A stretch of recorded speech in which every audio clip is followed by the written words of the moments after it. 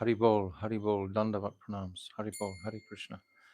Welcome, welcome. 27th of April, Saturday, 2024.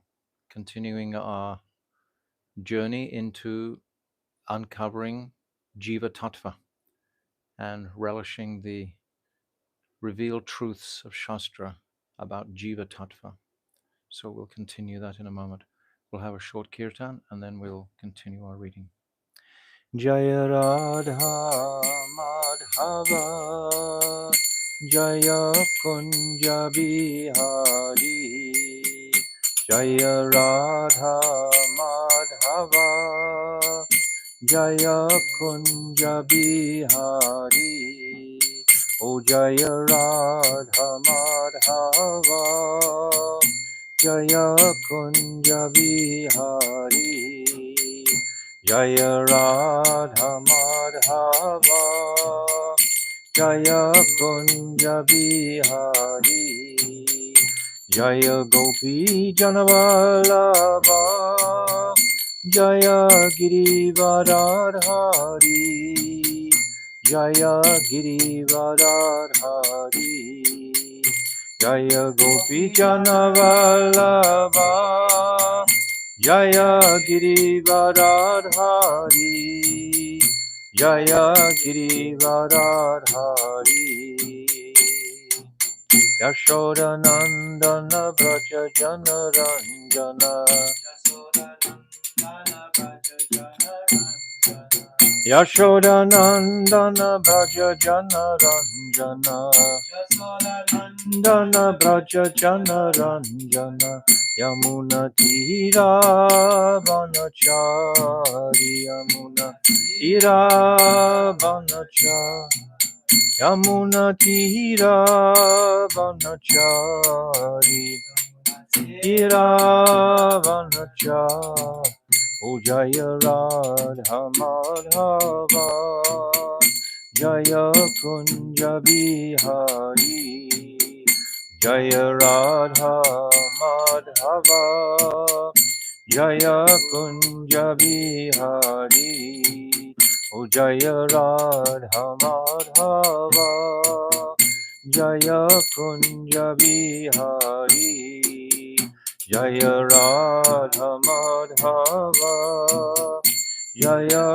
Kunja Bihari Hare Krishna Hare Krishna Krishna Krishna Hare Hare Hare Rama Hare Rama Rama Rama Hare Hare Hare Krishna Hare Krishna Krishna Krishna Hare Hare Hare Rama Hare Rama Rama Rama Hare Hare Hare Krishna Hare Krishna Krishna Krishna Hare Hare Hare Rama Hare Rama Rama Rama Hare Hare Hare Krishna Hare Krishna Krishna Krishna Hare Hare Hare Rama Hare Rama Rama Rama Hare Hare Hare Krishna Hare Krishna Krishna Krishna Hare Hare Hare Rama Hare Rama Rama Rama Hare Hare Hare Krishna Hare Krishna Krishna Krishna Hare Hare Hare Rama Hare Rama Rama Rama Hare Hare Hare Krishna Krishna Krishna Hare Hare Hare Rama Rama Rama Hare Hare Hare Krishna Krishna Krishna Hare Hare Hare Rama Hare Ramo, Ramo Ramo, Hare Hare. Oh, Hare Krishna, Hare Krishna, Krishna Krishna, Hare Hare, Hare Ramo, Hare Ramo, Ramo Ramo, Hare Hare, Hare Krishna, Hare Krishna, Krishna Krishna, Hare Hare, Hare Ramo, Rama Rama, Hare Nitai Gaura Hari Bol, Hari Bol, Hari Bol, Gaura Hari Bol, Nitai Gaura Hari Bol, Hari Bol, Hari Bol, Gaura Hari. Jaya Nityananda Rai, Jaya Nityananda Rai, Nityananda Rai, Jaya Nityananda Rai, Nityananda Rai, Jaya Nityananda Rai, Nityananda Rai, Jaya Nityananda, Jaya Sachinandan, Jaya Gaura Hari, Sachinandan, Jaya Gaura Hari, Sachinandan, Jaya Gaura Hari, Sachinandan, Jaya Gaura, O Jaya Radha, Madana Mohan Radha, Madana Mohan Radhe, Jaya Radha, Madana Mohan Radha, Madana Mohan Radhe, Jaya Radhe, Jaya Radhe, Jaya Radhe, Jaya Shri Radhe, Jaya Radhe, Jaya Radhe, Jaya Radhe, Jaya Shri Radhe, O Radhe, Radhe, Radhe, Radhe, Radhe, Radhe, Radhe, Radhe. Jai Shri Shri Guru Garanga Kanhavika Gitihare. Radha Madan Mohan Ju Ki Jai. Vrishabhanu Nandini Vajeshwari Radharani Ki Jai. Nityananda Rai Ki Jai. Shri Satchinandana Gaura Hari Ki Jai. Srila Bhakti Vinod Thakur Ki Jai. Surabhi Kunj Ki Jai. Jai Nitya Lila Pravishta Om Asto Tarazara Shishimad. Srila Bhakti Vedanta Narayan Goswami Maharaj Ki Jai. Jai Nitya Lila Pravishta Om Asto Tarazara Shishimad. Srila Bhakti Vedanta Swami Srila Prabhupada Ki Jai. Jai Nitya Lila Pravishta Om Asto Tarazara Shishimad. Srila Bhakti Pragyan Keshav Goswami Maharaj Ki Jai. Jai Jagat Guru Nitya Lila Pravishta Om Asto Tarazara Shishimad. Srila Bhakti Siddhanta Saraswati Goswami Prabhupada Ki Jai. Jai Paramahamsa Mahabhagavat Srila Gaura Kishodas Babaji Maharaj Ki Jai. Jai Saptam Goswami Srila Satchidananda Bhakti Vinod Thakur Ki Jai. Jai Vaishnav Sabhabhuma Jagannath Das Babaji Maharaj Ki Jai. Jai Srila Baladevi Dibhushan Gaudi Vedanta Acharya Ki Jai. Jai Rasik Sirumani Srila Vishnu Chakravarti Thakur Ki Jai. Jai Narottam Srinivas Shyamananda Prabhu Treya Ki Jai. Jai Srila Krishna's Kaviraj Goswami Ki Jai. Jai Shri Rup Sanatan Shri Bhata Raghunath Shri Jiva Gopal Bhatadas Raghunath Sat Goswami Prabhu's Ki Jai. Jai Swarup Damodar Rai Ramananda Gaura Parasada Ki Jai. Namacharya Srila Haridas Thakur Ki Jai.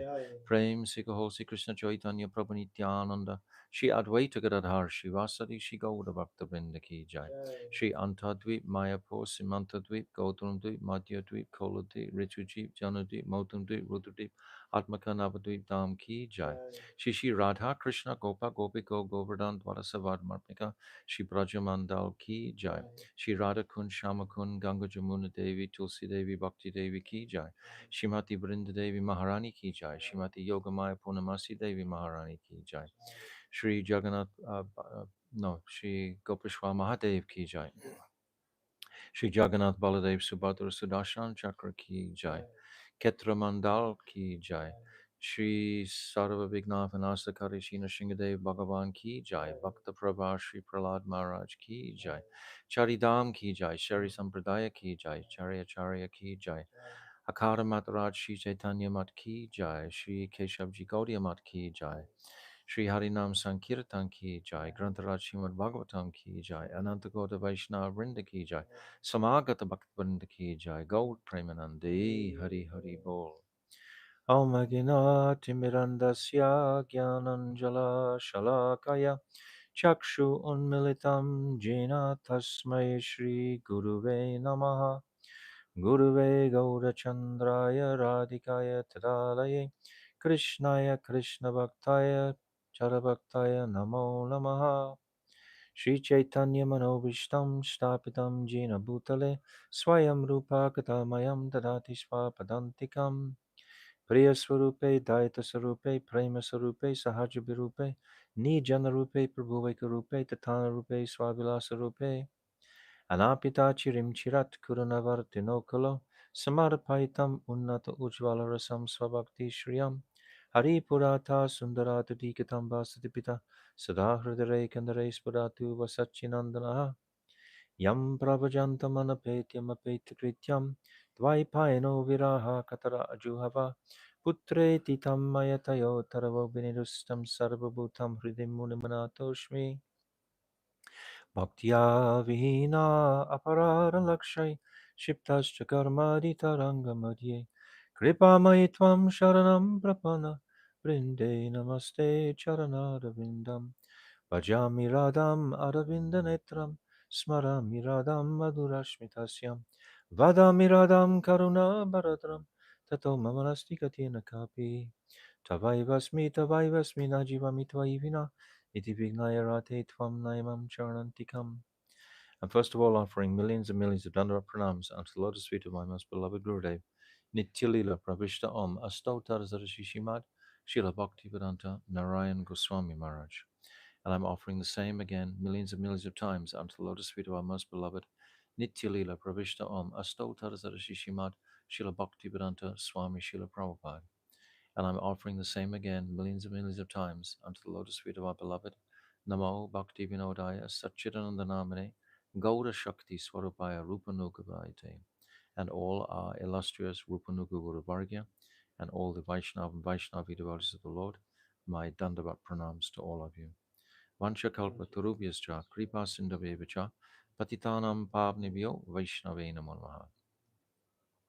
So coming to our Falshruti of Jaiva Dharma, and we're on to page 831, the last four verses of the Falshruti. Jaiva Dhamma Pateshe Shura Bhakti Hoy, Jaiva Dhamma Napadile Kabe Bhakti Noy. One who reads Jaiva Dharma with faithful deliberation will surely attain Shura Bhakti, but one who does not read Jaiva Dharma can never attain Bhakti.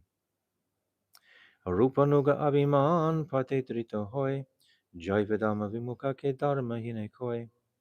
Faithfully reading Jaiva Dharma will surely strengthen one's Abhiman as a Rupanuga, a follower of Sri Rupa Goswami.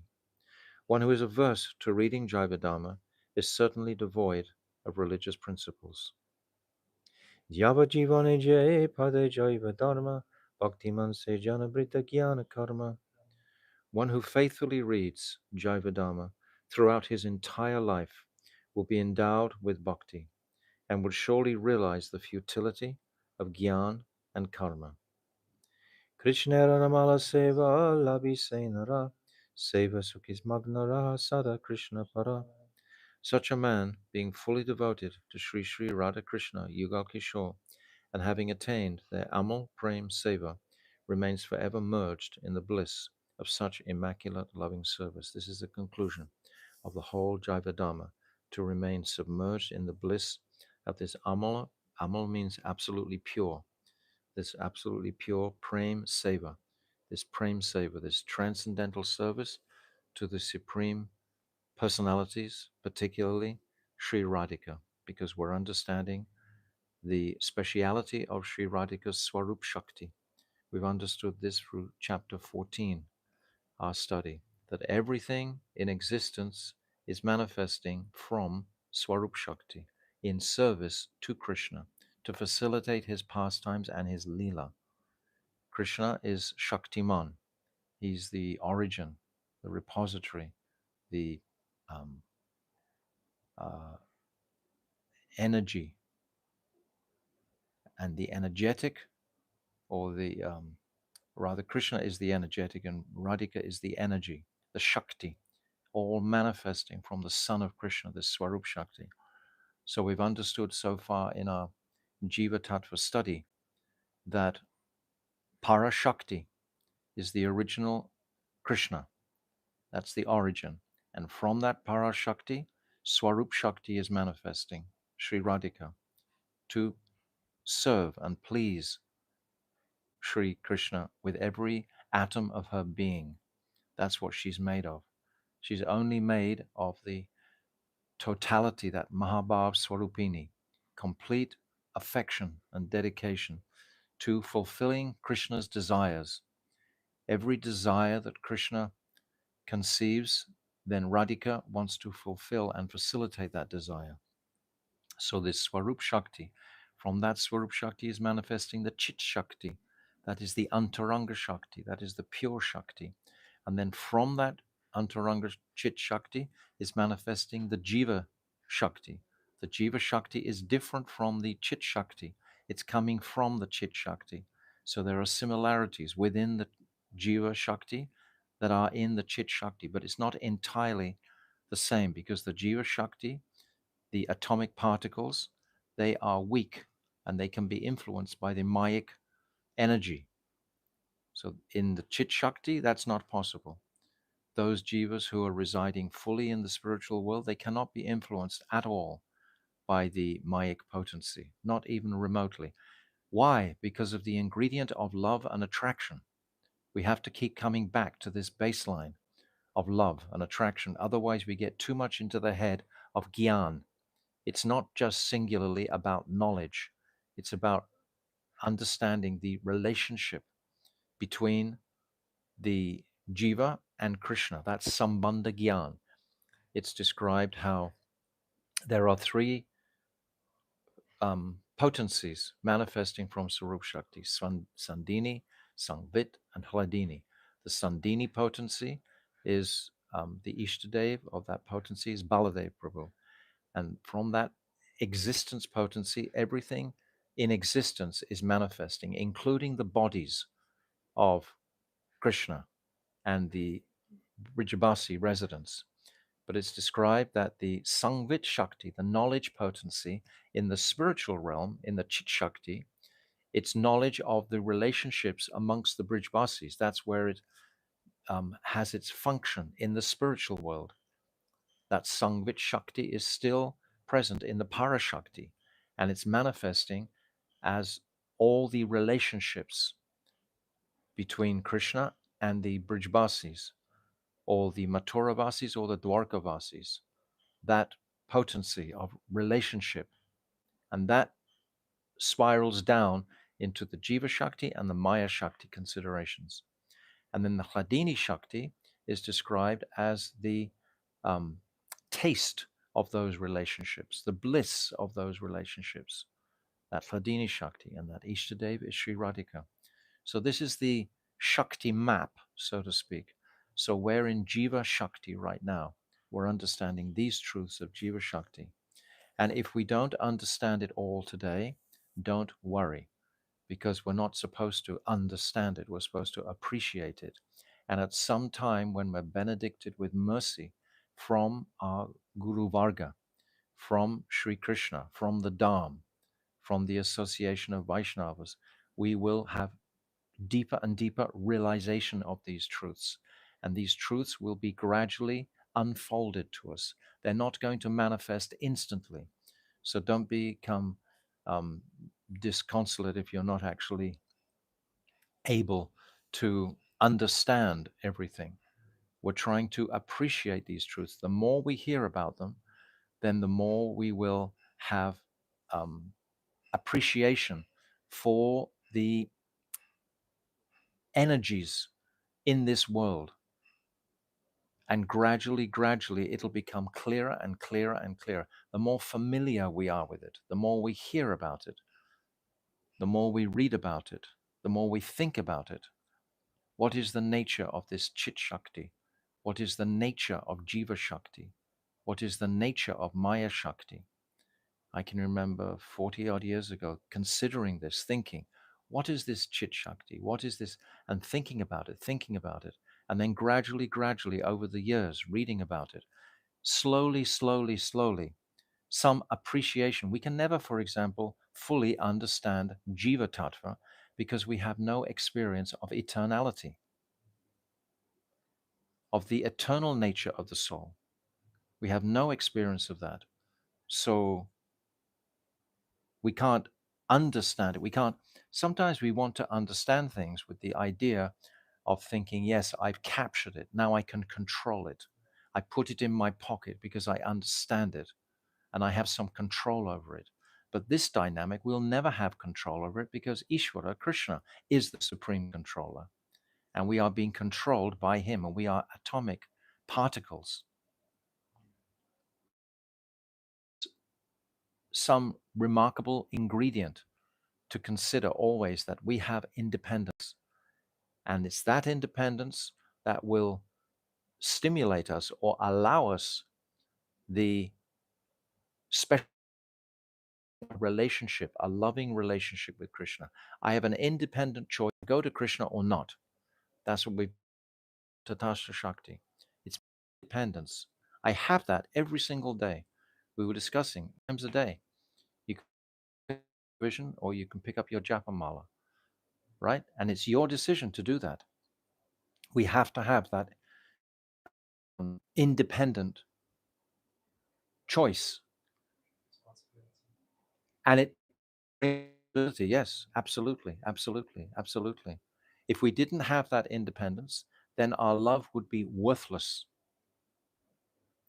Paramatma, for example, residing in the has no control over the jiva.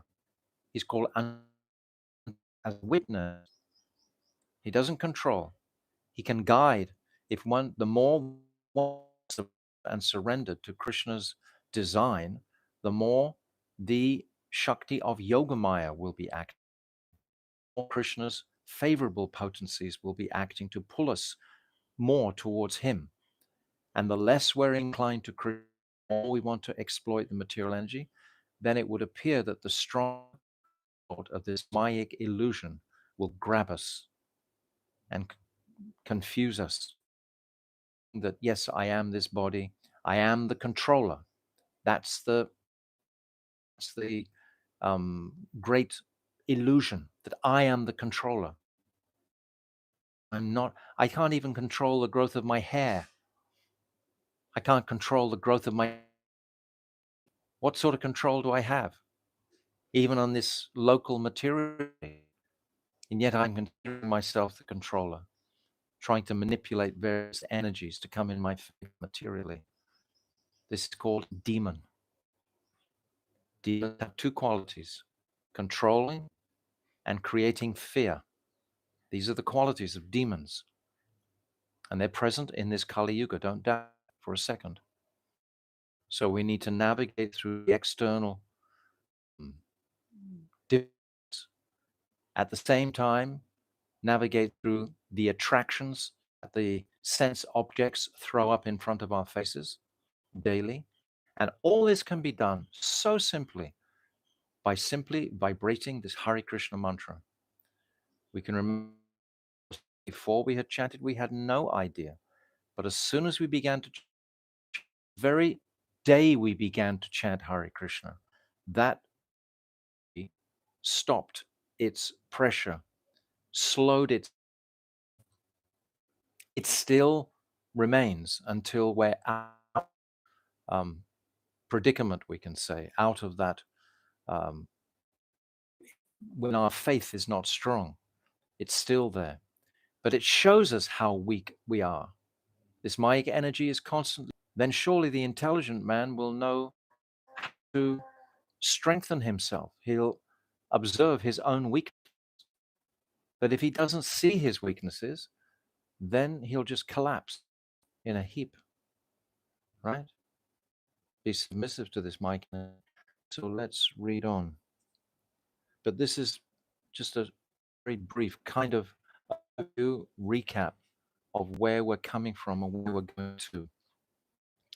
And under the tutelage of Srila Bhaktivinoda Thakur entirely, because I'm appreciating anyway that every single sentence here is so simply clear and designed, even on gradually, because we have many times we've commented in the asking the same questions again and again because we are really stupid. There's a quote in the 11th canto when Uddhav asks Krishna. I can post it on the WhatsApp afterwards, or Rasamundra if she. It's in 11:29 or 28, verse 10. And Uddhav is asking if this material world is so extraordinarily pure and the potential of the jiva, how the jiva makes all these mistakes and becomes attracted to Maya. Why does it happen? Bhagavan answers himself. He says, the foolish soul. It's the foolish spirit soul. He's given the power of mind, just like in the red pill and blue yesterday in that matrix example. You know, we have choice. We're Tatasha. So all of these that understanding that we are foolish, we have made it. Now, if I realize, oh yes, I should, right? Because we're so foolish. Okay, so we come to the bottom of page 343. 343, the last question. I'll just read the question again by Brajanath. The spiritual rays of the transcendental Krishna sun and the spiritual atoms within the rays, you see the rays are like the Chit Shakti and the distinction, yet there's a similarity. Distinction there. Our distinction is independence. The spiritual rays in the transcendental Krishna sun, spiritual atoms within those rays are non-different from the sun. Yet at the same time, they are eternally different from it. How can both these facts be true simultaneously? So this requires a transcendental state of consciousness to appreciate, for example, an object that is moving and not moving simultaneously. What do we call it? We've been saying it so many times. Achintya Shakti, this inconceivable potency of Krishna. He can make universes, destroy them, and make them again in a second. This is completely to us. And when we accept that inconceivable potency, that Krishna can do anything, it's like, for example, Krishna drinking his mother's milk, and Mother Yashoda begins to tell Krishna, oh, milk, Kir Saga, and oak, he thinks. And Mother Yashoda says, oh no, this is manifested by the Supreme Lord. And then she describes, if Krishna is able to transform grass milk in the stomach of a cow, isn't that miraculous? He can do that. This is Krishna, Krishna, Krishna, the inconceivable Krishna. Transforms grass into milk through the digestive system of a cow. So speak of just manifesting an ocean of milk. Then Krishna begins to inquire, who is this person who's doing this? She says, oh, his name is Narayan. Krishna, he's asking. And he starts to smile. But this is like the Leela. But understand the inconceivable aspect of Krishna himself. So Babaji is answering this. In the material world, when one object is produced from another, either the product is completely different from its source, or else it remains a part of it. Okay? I'll just read that again. The product is completely different from its source, or else it remains a part of it. Bhaktivinoda Thakur will elaborate. This is the nature of material objects. For example, an egg becomes separate from the mother bird once it is laid. So now it's separate. Whereas a person's nails and hair remain part of the body until they are cut. So they're both manifesting from the body. One is separate, but one is still attached to the body. So they're different. Even though they are produced from this body. However, the nature of Chidvastu is somewhat different. Whatever has manifested from the spiritual sun is simultaneously one with it and different from it. The rays of the sun and the atomic particles in the rays are not separate from the sun, even after they have emanated from it. So the rays and the particles within the sun, they're not separate from it, even though they're a part of it. Okay? I think these conceptions, as we said yesterday, they stretch our consciousnesses. Bhaktivinoda Thakur, he's like a doctor. He's working an operation for us. He's literally opening the doors of our deeper sensibilities in our consciousnesses. Literally. How amazing. Like a magician, he's doing that. The rays of the sun and the atomic particles in the rays are not separate from the sun, even though they have emanated from it. Similarly, the rays of Krishna's Swarup and the atoms in those rays, that is Jiva Shakti. Jiva Shakti are the atoms. They're not directly the Chit Shakti, they're the atoms. We said that already. That is, the Jiva Shakti and the Jivas are not separate from him, even though they are produced from him. They're not separate. We said yesterday this word, Vibhinamsa. Vibhinamsa means separated parts. So we're separated from Krishna, yet at the same time, we have a portion of Krishna within us. We are connected with Krishna. We have that essential Chit Shakti potential within us so that we can perform loving pastimes with Krishna. That's the purpose of having that. So that it's all, I said at the beginning, it's all about love. We have to keep coming back to this baseline of love and affection. Then it's much more easy to appreciate because it's not about gyan. It's not about the head and the mind trying to grapple with these conceptions, but it's actually about the heart trying to connect with the Supreme Lord.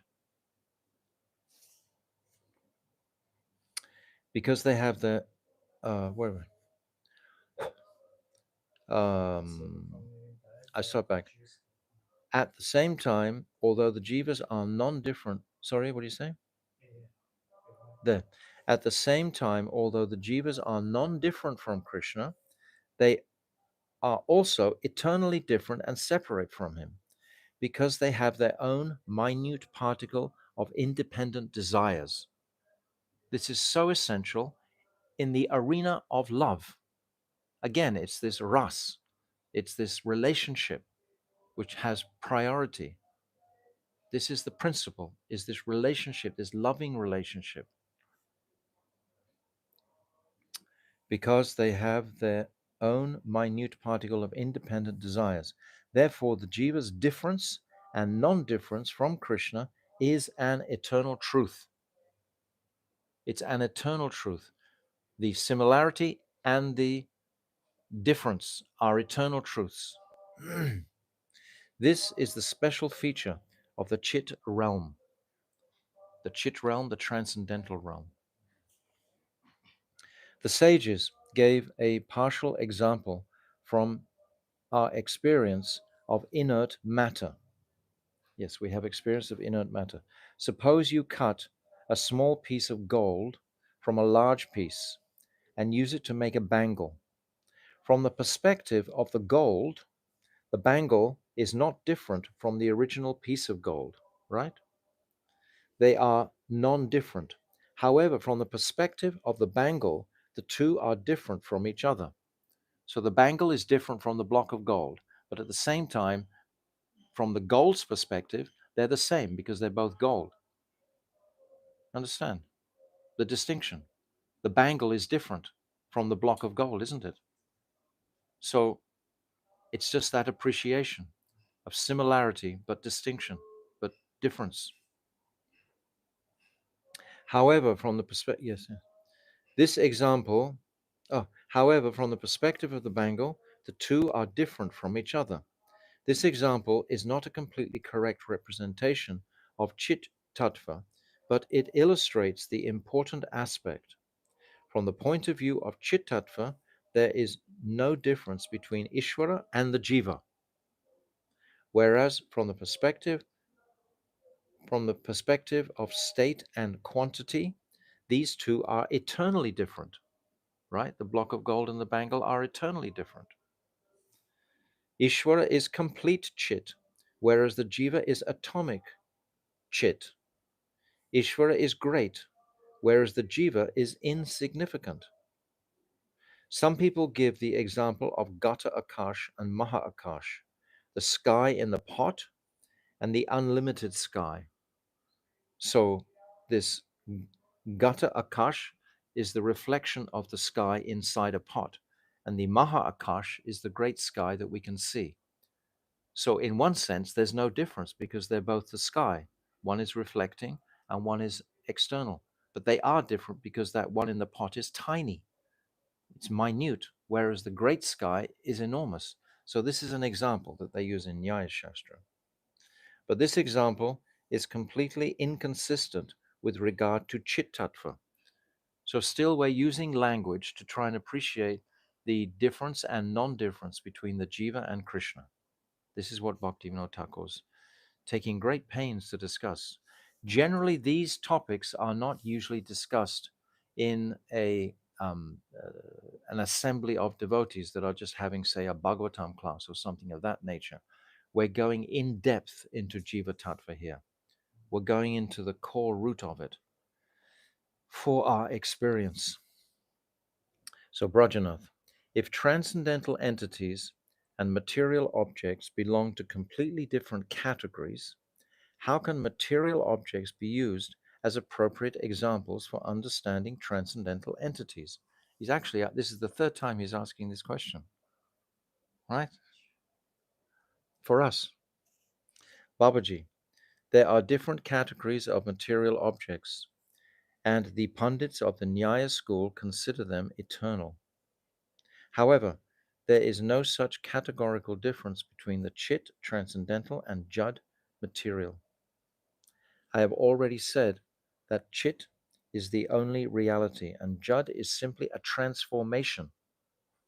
It's a transformation of the eternal reality. It's still a part of that reality because it's a transformation, but it's not the same anymore because it is a transformation, but it's still coming from the same object, and it's called vikar. Vikar, transformation. That's what vikar means. This vikar, kara means to do. Vi means separately. It's having a transformation from its original manifestation. It's transforming. Vikar. The vikar is different from the original source, but it is still similar to the pure original object in many respects. For example, ice is a transformation, a vikar of water, and it becomes different from water through the transformation. But the two remain similar in many of their qualities, such as coldness. Hot and cold water do not both have the quality of coldness, but their quality of fluidity is the same. Does it say fluidity or liquidity? We could use liquidity either in that fluidity. Therefore, the transformed object certainly retains some similarity to the pure object. According to this principle, the transcendental Chit world can be understood to some extent with the help of material examples. So he's explaining these material examples, but they're not exact. This is what Bhaktivinoda Thakur said. But it gives us an idea. Again, by adopting the logic of Arundat Darshan, this Arundhati Darshan, if you want to see a very tiny star, then called the Arundhati star, there's another star close by that you can put on the telescope to see the larger star first, and then you'll get an idea where the smaller star will be. So it's pointing us in the right direction for our thought process to start to appreciate the vast distinction between Ishvara and the Jiva and the similarities, because the similarities have to be there also. to appreciate the whole picture, because we're not entirely separate from Krishna. We're Vibhinamsa, we're separated parts, but at the same time, we're connected through love and affection. That's what cements the affection, the connection rather. Again, by adopting the logic of Arundhati Darshan, one can use material examples to understand something about the spiritual nature. So he's being very patient with Brajanath. Krishna's pastimes are completely spiritual, and there is not even the slightest scent of material mood in them. The Braja Leela described in Srimad Bhagavatam is transcendental, but when the descriptions are read in an assembly, the fruits of hearing them are different according to the respective qualifications of the various listeners. And we remember the beautiful story of Gokarna. Gokarna was speaking the Bhagavatam, and his brother Dundu, Dundukari, he was in a ghost's body, and he knew that by listening to this Srimad Bhagavatam was going to liberate him from his ghost's body. And there was a huge assembly of other people listening to the Bhagavatam simultaneously. Gokarna was chanting the Bhagavatam, and at the end of 7 days, a Vaikuntha plane landed and took this Dundukari, who was a very sinful person, back to Vaikuntha from hearing the Srimad Bhagavatam. Then all the assembly audience, they proclaimed, why not us? We also heard. But they didn't hear with the same intensity as this ghost heard. This ghost was experiencing the horrors of a ghost body. Actually, he had been killed by having a fire pushed into his mouth. So his whole mouth was in great pain in a ghost's body. He was experiencing the memory of that pain, the impression of that pain.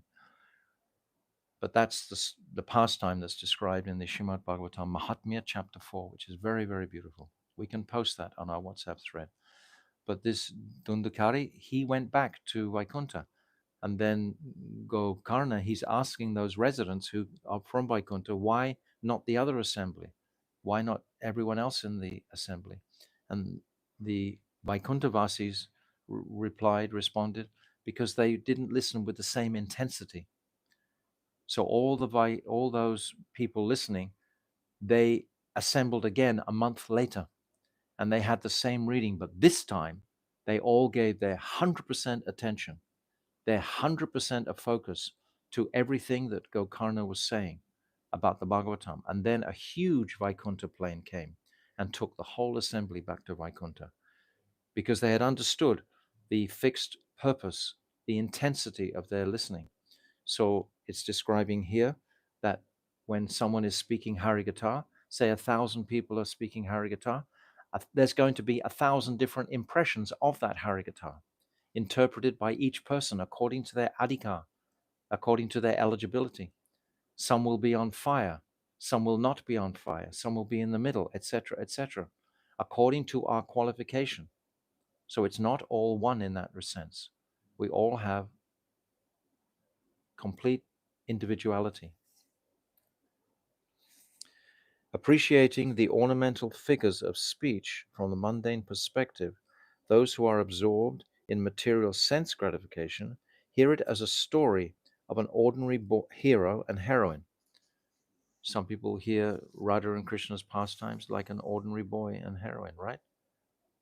The Madhyam Adhikaris take shelter of Arundhati Darshan Nyaya. That means they understand that the supreme objective of my seva is Radha and Krishna. So I'm hearing that to try to connect with that supreme absolute reality. I'm not on that level yet, the Madhyam, but still I have great, great faith that by hearing the pastimes of Radha and Krishna, I will quickly come to that level of developing my relationship with Radha and Krishna. That's the Madhyam. And experience the transcendental pastimes, which are similar to mundane descriptions. Yes, I mean, all the descriptions are similar to mundane descriptions, because you can't give the codes of transcendental language in the Shastra except through subtleties. It's called parokshvad. These subtleties is what the consciousness becomes trained to discern when he's reading.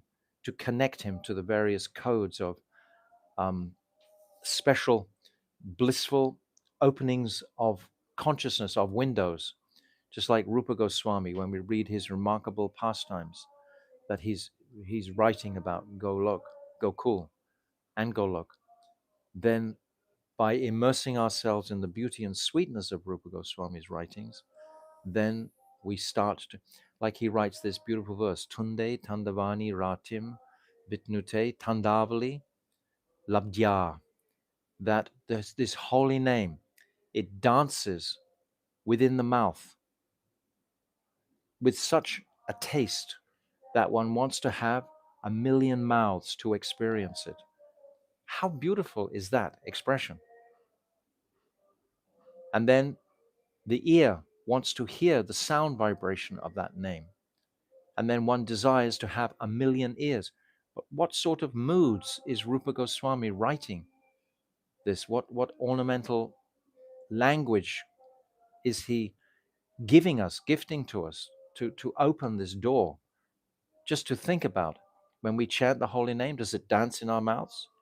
Is it dancing, that sound vibration, that name itself? Is it dancing in the mouth to inspire us to want to have a million mouths to taste it?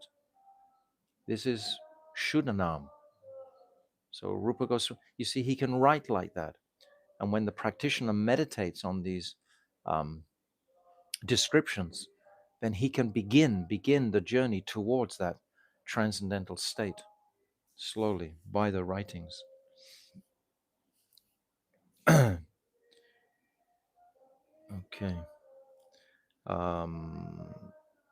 Where are we? Oh, and when the Uttam Adhikari Bhaktas hear the descriptions of these pastimes, they become absorbed in the rasa of pure transcendental Chidvilas. They just become enraptured, which is above all mundane qualities. So they lose all mundane connection. The absolute truth is aprakat tattva. So how can we educate the jivas about it without taking help of the principles that I have just described? How can you describe this transcendental realm beyond even the subtle world, beyond the astral world? How can you describe it in words and language? We have to use the similarities of mundane language to inspire the appreciation of it. Can the conditioned soul understand a subject that renders the voice dumb and stops the working of the mind? This verse that I've just quoted, Tunde Tandavani Ratim Vidnute Tandavali Labdya, that Rupa Goswami writes, he says at the end of this verse that by this chanting of the holy name, the senses are rendered dumb. The mind is collapses because the mind is material, and you go into a spiritual state of ecstasy by the sound vibration of the holy name. So he writes like that for our inspiration. I read that again. Can the conditioned jiva understand a subject that renders the voice dumb and stops the working of the mind? We're so attached to our minds and our apparent smartness in understanding things. But actually, at the end, with the transcendental experience, the mind is rendered dumb. It's not operating. But there's a fund of Sangvit Shakti. That Sangvit Shakti is that knowledge Shakti has manifested. And when it mixes with the Hladini Shakti in the heart, the sweetness, the speciality of Swarup Shakti, then the bliss of that Chit Shakti will manifest for the jiva. There doesn't appear to be any method of explaining these subjects other than the principle of similarity and the logic of Arundhati Darshan. So this Arundhati Darshan is described in a footnote at the end. So I'll just read it very quickly. Arundhati is a very small star which is situated close to the Vashishtya star in the Saptarishi constellation, the Great Bear. In order to view it, its location is first determined by looking at a bigger star beside it. Then if one looks carefully, one can see Arundhati close by. Similarly, the Madhyam Adhikari, although taking help from the senses and the language of the material world in describing the spiritual world, realizes and sees the apricot tattva after having applied the anjan, ointment of prem, to the eyes of bhakti. That means devotion. When devotion is applied in the heart, then these subject matters become very clear, very easily. They're not slightly complex. Actually, we don't even think about them. It's exactly like a musician who's studying all the notes, A, B, C, D, E, F, G, all the minors and majors, etc., etc. The whole language of music is vast. All the quavers, semiquavers, etc., etc., the tals, the various beats, and so on. It's incredibly intrinsic. But once you're playing it, you don't even think about it anymore. Your heart is just singing, but your heart has come in touch with the um, highest conception of music if you study it carefully. So it doesn't make any faults because it knows the various faults that can be made, etc. Um, we have where were we? Material. Yes, material objects can be either different or non-different from each other. So difference and non-difference are not visible in them at one and the same time. But this is not the case with Paramatattva. We have to accept that Krishna is simultaneously different and non-different from his Jiva Shakti and from the Jivas in it. He's non-different and he's different at the same time. This Beda Abed Tattva, simultaneous difference and oneness, is said to be achintya, inconceivable, because it is beyond the limit of human intellect. How wonderful. I'm glad because I don't have a lot of human intellect. So if it's beyond the intellect, then I'm really happy. I got nothing to worry about because my intellect is definitely limited. And if it's beyond the intellect, then I'm very happy, right? We're okay. We can go beyond the intellect happily.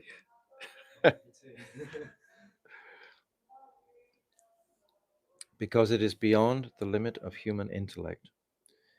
Rajanath, what is the difference between Ishvara and the Jiva? Now, this is beautiful. Yes, we've got time to describe this. I want to describe this. So, Babaji, first you should understand the non-difference between Ishvara and the Jiva. And after that, I will explain their eternal difference. So first we have to understand the non-difference. I already described this actually at the very beginning, this Nata Swarup, Jiva Swarup, Gyan Swarup, etc. But we'll read it from here.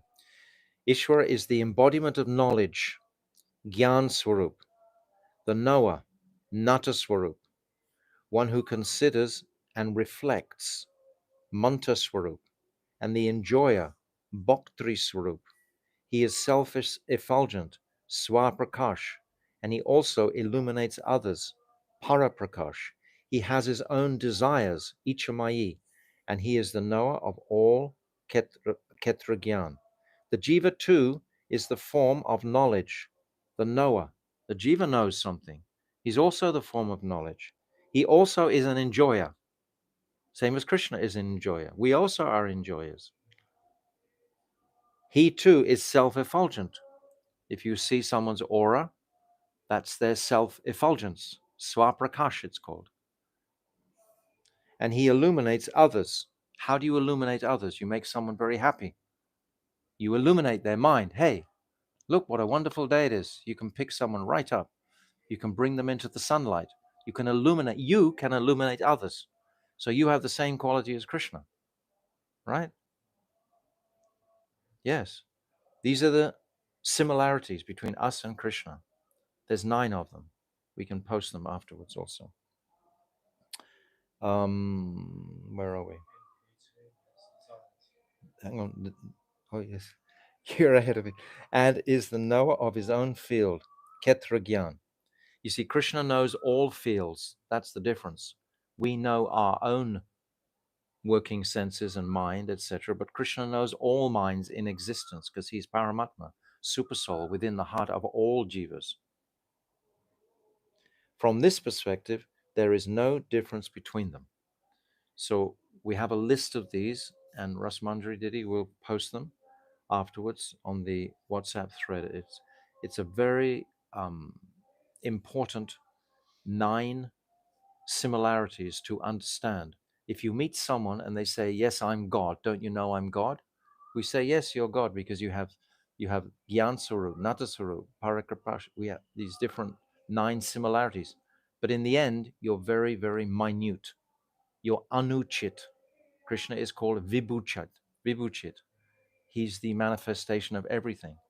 This is the principle of Jiva Tattva, because this brings us to a submissive mood towards that Supreme Lord and keeps us far away from the Mayavad conceptions.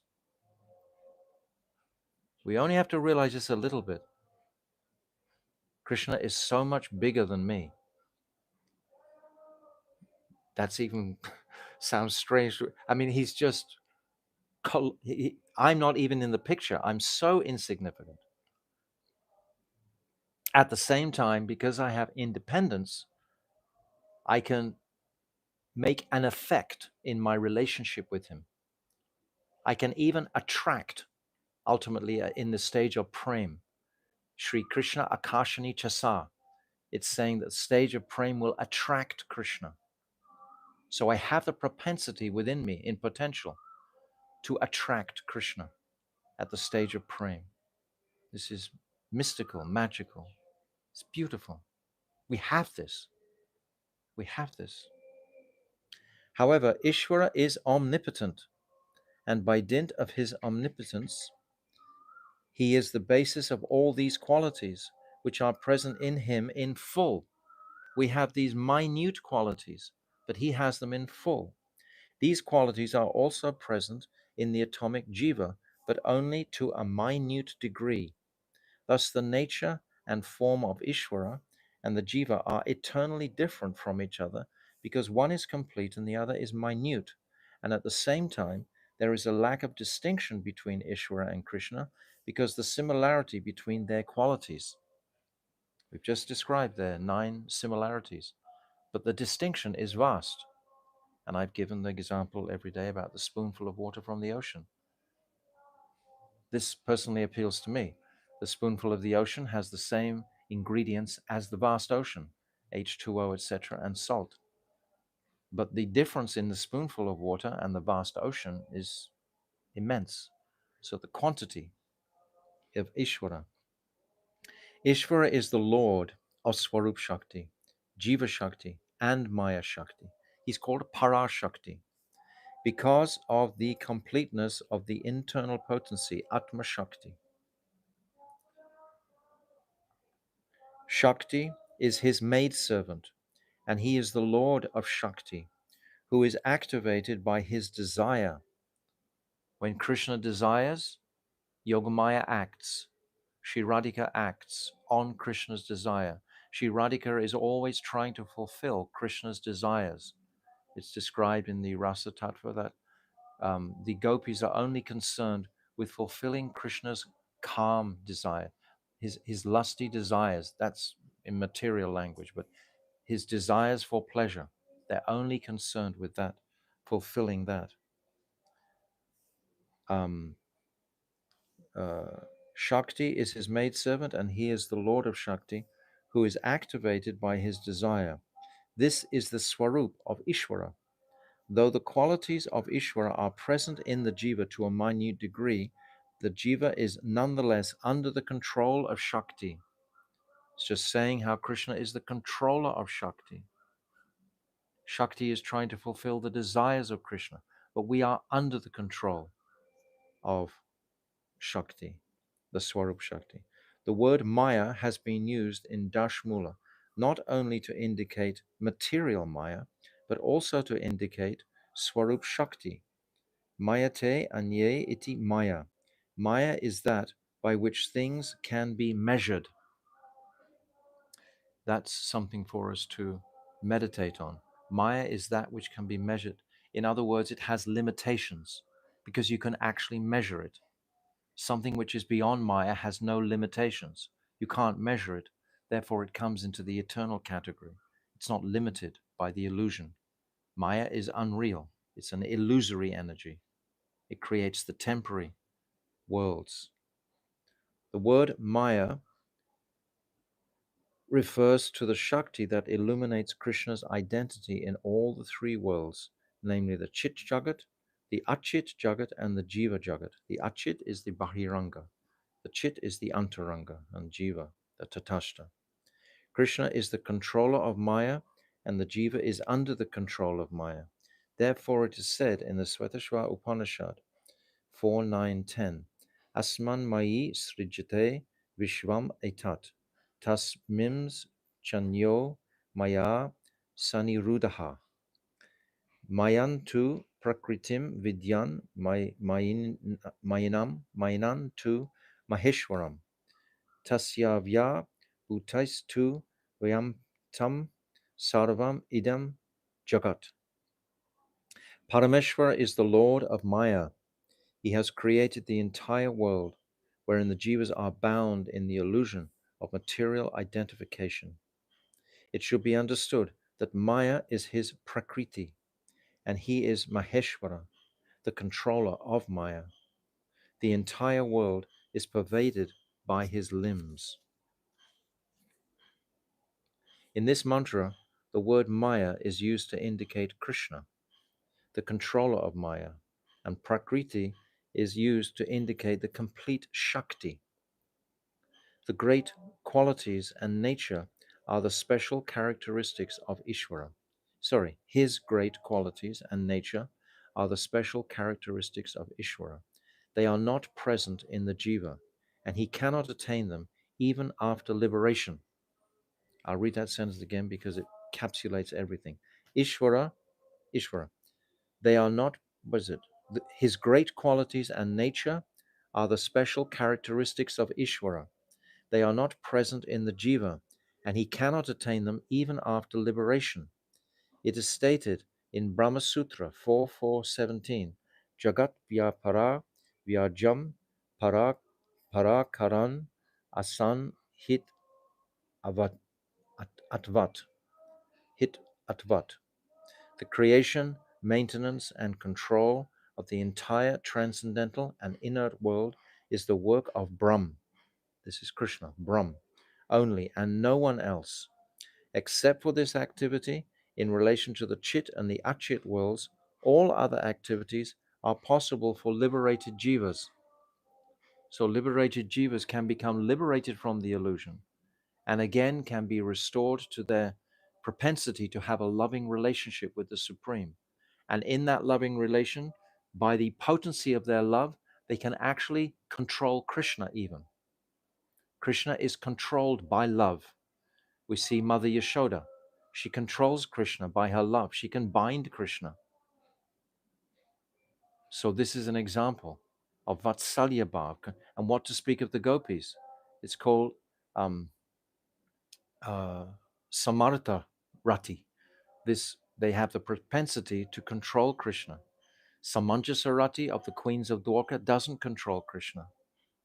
But this Samartha Rati of the gopis controls Krishna. So we have this potential to control Krishna, even though he's the supreme.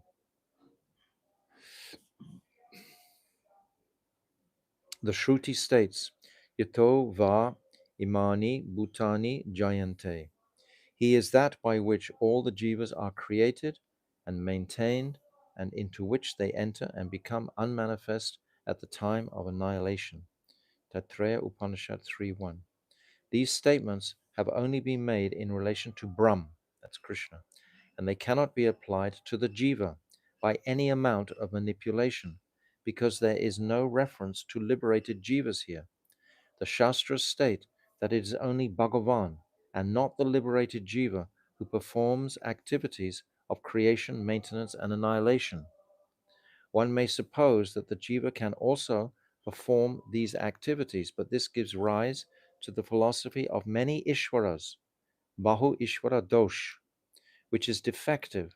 Therefore, the correct Siddhanta is that the jiva is not qualified for the above mentioned activities even when liberated. The jiva can never create universes, destroy them, and maintain them. The jiva cannot do that, even in the liberated condition. This establishes the eternal difference between the Jiva and Ishvara, and all learned people support this. This difference is not imaginary but eternal. It does not disappear in any state of the Jiva. Consequently, the statement that the Jiva is an eternal servant of Krishna should be accepted as a fundamental statement, Mahavakya. There was just a little video clip came around today. We're in sync with Srila Gurudev. A little video clip came around saying that the Jiva is always eternal in any condition. So we'll put this clip onto our WhatsApp also. The Jiva is always eternal. Even though he's conditioned, he's still eternal. He's called Nityabada, which means eternally bound, until he becomes eternally liberated. Understand that? We're eternally bound now, but when we become liberated, we come into the condition of being Nityamuktas, eternally liberated. So it's a contradiction. Also means we have a unique relationship with Krishna eternally as well. Always we have a unique, unless you annihilate that relationship by trying to merge this. Suicide. Yes, Sayuja Mukti, it's called. If we try to merge into the oneness of Krishna, into Krishna's effulgence, we try to merge into that. But then Rupa Goswami has described very beautifully, even if you merge into that Brahman effulgence and cook your individuality, so to speak, still the illumination of the soul is going to support the light in the Brahmajyoti. So you're still actually serving Krishna. Even though you try to annihilate that active service to Krishna, your spirit soul still has illumination as a part of its nature. And that illumination will be enhancing Krishna's Brahmajyoti. So you can't avoid service to Krishna. It's our very makeup. It's our constitutional position. Jivara Sarup Hoy, Krishnera Nityadas. We are always servants of Krishna. Even if you don't want to be a servant and you destroy the possibility to actively serve and just go into the Brahman, into that abstract oneness with Krishna, then the illumination from your soul is still going to render service to Krishna's illumination in the Brahmajyoti. Understand that? It's very beautiful. It's described in the Lagu Bhavanamrita by Rupa Goswami. The jiva can't avoid service to Krishna, even if he tries to cook his swarup. Understand that? You're looking very thoughtful. By choice. Yes, always has to be by choice, because the jiva always has independence. And responsibility. Yes, just like a child, if you give birth to a child, it may look like you, have all the qualities of you, have so many characteristics about you, but that child has its own independence. It always has its own independence. Forever and ever and ever and ever and ever. It'll have its own independence. Because in that independence is the capacity to have a relationship with Krishna, a unique, special relationship that no one else in existence has. And that's what Krishna wants to taste. He wants to experience that speciality of that rasa that you personally have with him. Only demons have performed these choices. Huh? Like in the Krishna book. Yes. Only the demons throughout the Krishna book, right? Only the demons go to that destination, merging to. They made that choice that they want to be the enemy of Krishna, then self-inflicted. They killed their. The devas have the possibility to merge into the Brahman because their spiritual Devas. master Brihaspati is described as being Brahman realized. So the goal of the devas is to merge into the Brahman, moksha. Oh, okay. But they when their pious credits expire, they can come back to this world of karma yoni. This world is a place of karma. That swagaloka is a place of boga, enjoyment. They're called boga yoni, the species of enjoyment. And they aspire for the Brahman. But most of them don't attain that position of Brahman and come back to this material world to indulge in various karmas. And if they're fortunate enough in this material world, they may hear about Krishna and change their direction from wanting Swagaloka. Mm. But there will be those few realized um, higher planetary beings that want to merge into Krishna's oneness. And then they get cooked. Their the speciality of their relationship. The demons then. The demons also merge into this, like Yeah. Kamsa. He also merges into this. The demons and the devas are just material designations, so to speak, when it comes to the um, uh, consideration of the soul. The demons have souls, the devas have souls. So what would you take it off the categories of demons and devas and demons? They're both souls. You come to that. So the soul, whether you're a demon or a deva, you're just merging into. They lose their. It's not that just the devas will merge and the demons won't. The demons have souls, the devas have souls, but it's just the dress that they're wearing. Okay, we should stop. Okay. Dandavat Prabhu. Jaiva Dharma ki jai. Jai. Anantakota Vaishnava Vrinda ki jai. Jai. Actually, my Gurudev would never go too long on these subject matters. We're going a long time and a long way into Jiva Tattva. But when my Gurudev discussed many of these topics, he would say that's enough, because most of the time it's something that we have to think about ourselves and have personal realization of. You can't put too many words into it. Actually, it's our own personal realization of these topics that will come 100% if we're sincere. If our desire is sincere to please the Lord, then this must bear fruit 100 million percent. Hare Krishna, Hare Krishna, Krishna Krishna, Hare Hare, Hare Rama, Hare Rama, Rama Rama, Hare Hare, Hare Krishna, Hare Krishna, Krishna Krishna, Hare Hare, Hare Rama, Hare Rama, Rama Rama, Hare Hare, Hare Krishna, Hare Krishna, Krishna Krishna, Hare Hare, Hare Rama, Hare Rama, Ramo Ramo, Hare Hare, Nitai Gora Hari Bol, Hari Bol, Hari Bol, Hari Bol, Gold Premanande, Hari Hari Bol. So today's Saturday, so tomorrow's Sunday. There won't be any live stream of Jaiva Dharma until Monday. We'll continue on Monday. So thank you all so much for your attendance. I was actually considering today how energetic it can be when a live audience is present, but there can be so many questions that you don't actually cover the subject matter. You don't actually reach the end of the chapter. So the viewing audience doesn't have an opportunity to ask so many questions.